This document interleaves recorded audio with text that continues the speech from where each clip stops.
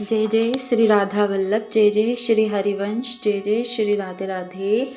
गुरुदेव भगवान जी के चरणों में मेरा प्रणाम। राधे राधे राधे श्याम। हम बात कर रहे थे जो पूज्यपाद जो संत हैं, पूज्यपाद संतों के जीवन के कुछ प्रेरणात्मक सत्य प्रसंग और चमत्कार के बारे में। तो यह है भाग 3। पूज्य श्री वंशीदास ब्रह्मचारी के नियम की परीक्षा। श्री नर्मदा किनारे एक उच्च कोटि के संत विराजते थे, जिनका नाम श्री वंशीदास ब्रह्मचारी जी था। उनका नित्य का नियम था कि वे भगवान को तो भोग लगाते और साथ में एक अतिथि को भी भोजन प्रसाद खिलाते। ऐसा कारण करने के बाद ही वो स्वयं प्रसाद पाते थे। नित्य प्रति वे भगवान को भोग लगाते और इंतजार करते कि कोई अतिथि आए। कोई ना कोई अतिथि मिल ही जाता। कोई नहीं आया तो नर्मदा जी से में मछली कछुओं को खिलाते। एक दिन कोई अतिथि नहीं आया और ना ही कोई कछुआ मछली कुछ दिखाई पड़ रहे थे। ब्रह्मचारी जी सोचने लगे कि क्या आज का अन्न ऐसे ही चला जाएगा। बहुत समय बीत गया पर कोई दिखाई नहीं पड़ रहा था।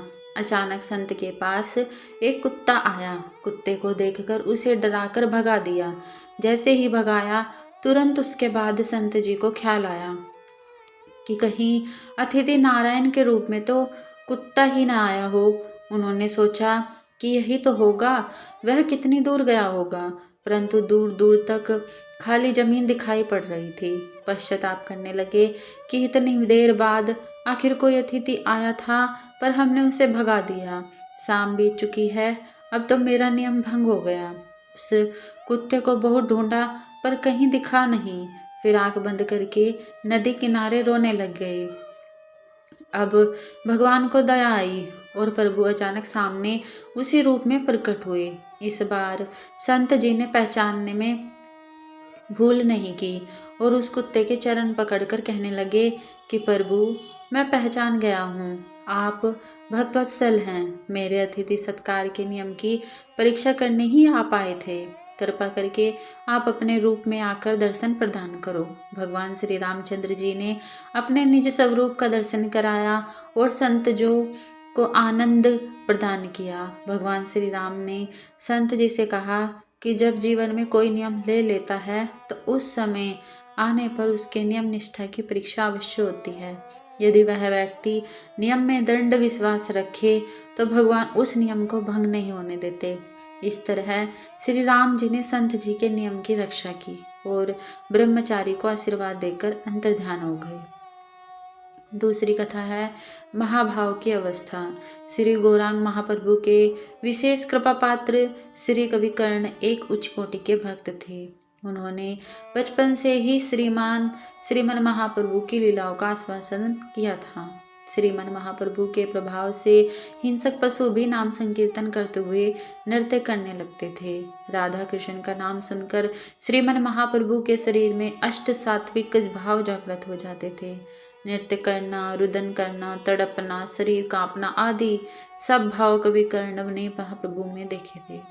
श्रीमन महाप्रभु ने अपने 6 प्रमुख गोस्वामी गणों को गौड़ीय संप्रदाय और हरिनाम प्रचार हेतु वृंदावन में भेजा हुआ था। एक दिन श्रीपाद रूप गोस्वामी, जो 6 गोस्वामियों में से एक थे, एक वृक्ष के नीचे श्री गोपी गीत पर प्रवचन कर रहे थे।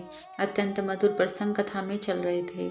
श्रोता मंत्रमुग्ध होकर कथा का आस्वादन कर रहे थे। श्रीपाद रूप गोस्वामी बड़ी गंभीर मुद्रा में कथा कह रहे थे। कवि कर्ण ने देखा कि इनके शरीर पर भक्त के कोई भाव लक्षण दिखाई नहीं पड़ते। न अश्रु है, न मुख पर कोई भाव, न विरह।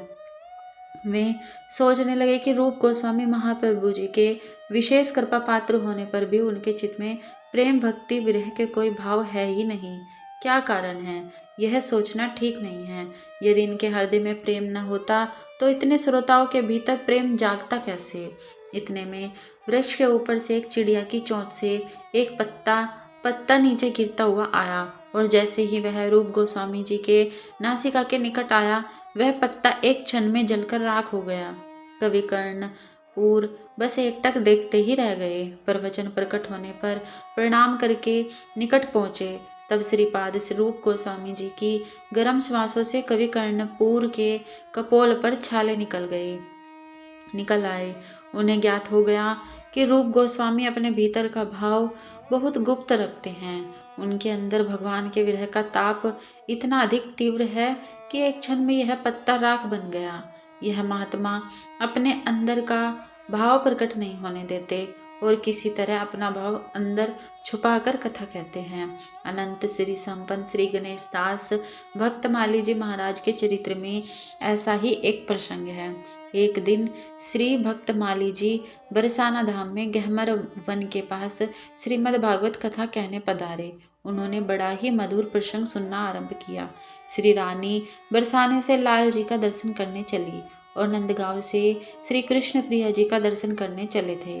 बीच मार्ग में प्रेम सरोवर के निकट दोनों की आंखें मिली। बस इतना प्रसंग कहा कि महाराज जी का शरीर थर थर कांपने लग गया, आंखों से अश्रुपात होने लगा। बहुत देर तक यही अवस्था रही, कथा कुछ हो नहीं पाई और जब श्री भक्तमाली जी महाराज पुण्य सामान्य स्थिति में लौट आए तब वे अपने विश्राम कक्ष में चले गए।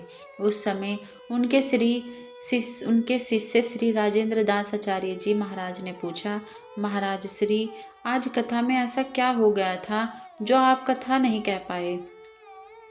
शरीर कांपने लग गया। यह बात सुनते ही श्री भक्तमाली जी की वही अवस्था हो गई। बहुत देर बाद सामान्य स्थिति में आने पर उन्होंने शिष्य से कहा कि हमें बहुत सोच समझकर कथा कहना पड़ता है। कहीं भूल से भी भावरस का स्पर्श हो गया तो फिर हम आगे कुछ कह नहीं पाते।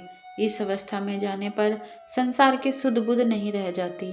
भूल से भी इस अवस्था अंदर का भाव बाहर निकल न जाए, इस डर से बहुत सी सोच समझकर कथा कहनी पड़ती है। ऐसी ही अवस्था श्री गौड़ीय संप्रदाय के महान सिद्ध संत श्री जगद्बंधु सुंदर जी में दिखाई देती है। उनके सामने जाते समय भक्तों को विशेष ध्यान रखना पड़ता कि कहीं धोखे से भी राधा नाम न निकल जाए। श्री राधा नाम सुनते ही वे ऐसी अवस्था में चले जाते कि कई दिनों तक शरीर की सुध बुध नहीं होती और कभी कभी समाधि लग जाती। श्री राधा नाम तो क्या, कोई केवल राक्षर ही कह देता था तो और महाराज जी महाभाव के समुद्र में डूब जाते थे। सिद्ध नाम जापक संत पूज्यपाद श्री चतुरदास जी महाराज के शब्दों का प्रभाव। मुरैना क्षेत्र मध्य प्रदेश में एक निम्बार्क संप्रदाय के संत रहते थे जिनका नाम था श्री चतुरदास जी। बाबा बड़े सिद्ध नाम जापक संत थे। अपना अधिकतम समय भगवान के नाम का जप करने में लगाते थे। निम्बार्क संप्रदाय में यद्यपि श्री राधा कृष्ण नाम जपने की साधना परंपरा है, परंतु बाबा की श्री राम नाम में ही अद्भुत श्रद्धा थी। बाबा अधिक पढ़े लिखे भी नहीं थे, केवल हिंदी भाषांतर वाली गीता जी और श्री रामचरितमानस पढ़ लेते थे। वहीं पास में एक गुफा थी जहां बाबा साधना करते थे। एक दिन उन्होंने 1 अरब राम नाम करने का निश्चय किया।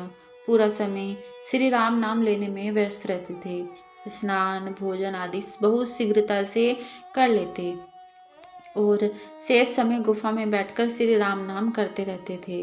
रात्रि में बहुत कम समय विश्राम करते थे। विश्राम करने समय भी उनका कंठ हिलता रहता था। 1 अरब राम नाम का जप पूरा होने पर बाबा बाहर आए। अब तो उनका एक क्षण श्री राम नाम में बीतने लगा। चलते फिरते खाते पीते विश्राम के समय भी राम नाम चलता ही रहता। वाणी में अद्भुत सिद्धि प्रकट हो गई। एक दिन बाबा बैठकर नाम जप कर रहे थे कि वहां से एक भेड़ बकरी चराने वाला गुजर रहा था। बाबा ने उससे कहा, सुनो, ये भेड़ बकरी चराना तो तुम्हारा काम है, परंतु कभी राम राम भी किया करो। बस इतना कहा कि वह बकरी चराने वाला राम नाम जपने में लग गया। वह संख्या पूर्वक लाखों की संख्या में राम नाम जपने लग गया। जिस किसी को बात बात में भी बाबा यदि कह देते कि राम राम कह दिया करो, वे सभी लोग श्री राम नाम के जप में लग जाते। बैलगाड़ी वालों को, राह चलते लोगों को, बालकों को जिससे कह देते उसके जीवन में नाम जप प्रारंभ हो जाता। चाहे कोई भक्त हो अभक्त हो, दुष्ट हो, बाबा जिसे राम राम बोलने को कह देते, वह निष्ठापूर्वक राम नाम में अपना जीवन व्यतीत करता। ऐसे महान सिद्ध नाम जापक हुए श्री चतुरदास बाबा जी। बोलो भक्तवत्सल भगवान की जय, भगवान के भक्तों की जय, सभी संतन की जय, हरि भक्तन की जय। जय जय श्री राधे श्याम।